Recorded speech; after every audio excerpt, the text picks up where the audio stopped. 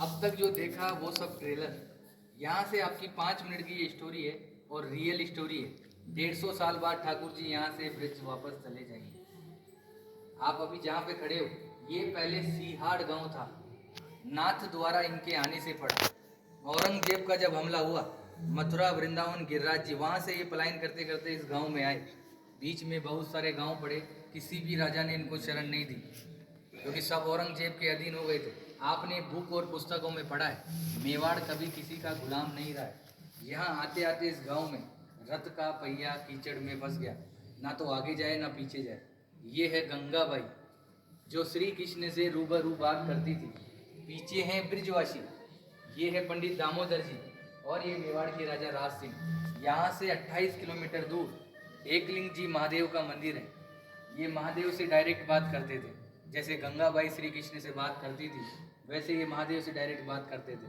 जब इस गांव में रथ का पहिया कीचड़ में फंसा तो गंगाबाई ने श्री कृष्ण से पूछा, प्रभु क्या लीलाएं आपकी, ना तो रथ आगे जा रहा है ना पीछे जा रहा है। तो श्री कृष्ण जी ने पूछा, गंगाबाई ने पूछा श्री कृष्ण से, प्रभु क्या लीलाएं आपकी, ना तो रथ आगे जा रहा है ना पीछे जा रहा है। तो श्री कृष्ण जी ने जवाब दिया, मैं किसी के कारणवश यहाँ आया हूँ, यहाँ के राजा को बुलाया जाए और मेरे लिए मंदिर का निर्माण किया जाए।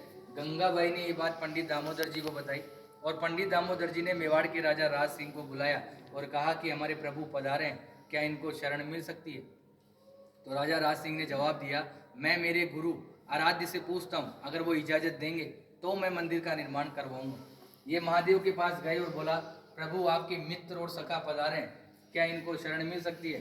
तो भोलेनाथ ने एक सुंदर सा जवाब दिया, मेवाड़ की जनता अगर इसके नखरे उठा ले तो ही इसी को रोकना है, अन्यथा जाने देना है, क्योंकि ये अलग अलग श्रृंगार करता है, 8 समय की झांकियाँ लेता है और अलग अलग भोग लेता है। घूम फिर के ये बात गंगाबाई के पास आई और गंगाबाई ने श्री कृष्ण को बताया, प्रभु आपके लिए तो महादेव ऐसा ऐसा बोल रहे हैं। तो इन्होंने भी एक सुंदर सा जवाब दिया, वो है भोला, नाम से भी भोला है, काम से भी भोला है। उसको तो 2 रुपए की राख लगाकर बैठा दो तो बैठा रहेगा, मगर मेरे नखरे वो जानता है। मैं मेवाड़ की जनता को वचन देता हूँ, मैं यहाँ का जल भी ग्रहण नहीं करूँगा। आज भी जल यमुना नदी से आता है, गौशाला में रखाया जाता है। गौशाला से गागर भर के ग्वालपाल सुबह मंदिर में 4 बजे लेकर जाते हैं। यमुना जल का जो प्रसाद बनता है वही ठाकुर जी ग्रहण करते हैं। आप लोगों का जो प्रसाद होता है वो बाहर दिखाकर बाहर ही बांट दिया जाता है।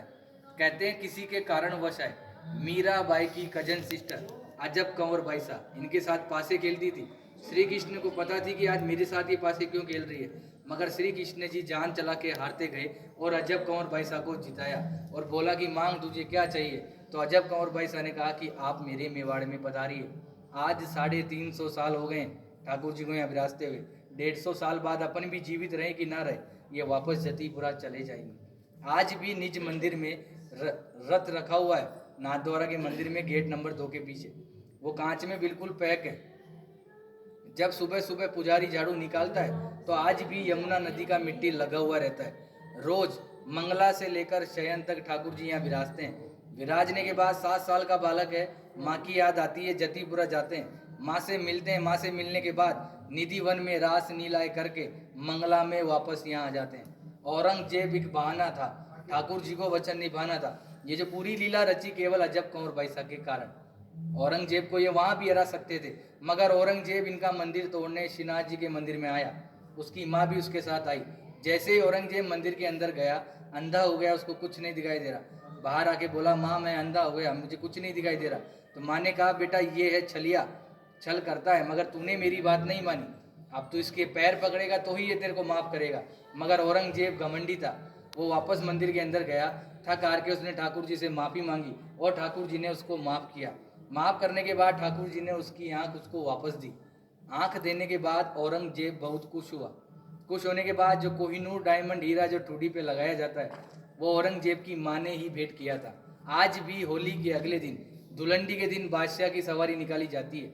उसमें औरंगजेब का पूरा बाकायदा आदमी बनाया जाता है। उसको पूरे नाथद्वारा में जुलूस द्वारा निकाला जाता है। निकालने के बाद उसको मंदिर में ले जाया जाता है और मंदिर में ले जाने के बाद पनिशमेंट के तौर पे पूरे मंदिर को दाढ़ी से झाड़ू साफ करता है। ये कहानी रियल है और 150 साल तक होती रहेगी। उसके बाद ठाकुर जी ब्रिज चले जाएंगे। आपने हमेशा श्रीनाथ जी के दर्शन धक्का मुक्की डल्ला खाकर किए, मैंने भी किए, आपने भी किए। मगर यहाँ मैं आपको आड़ दर्शन कराऊंगा मंगला से लेकर शयन तक। ठाकुर जी क्या खाते हैं, क्या पहनते हैं, वो सब बताया जाएगा। उससे पहले आपको इस कमरे में जाना है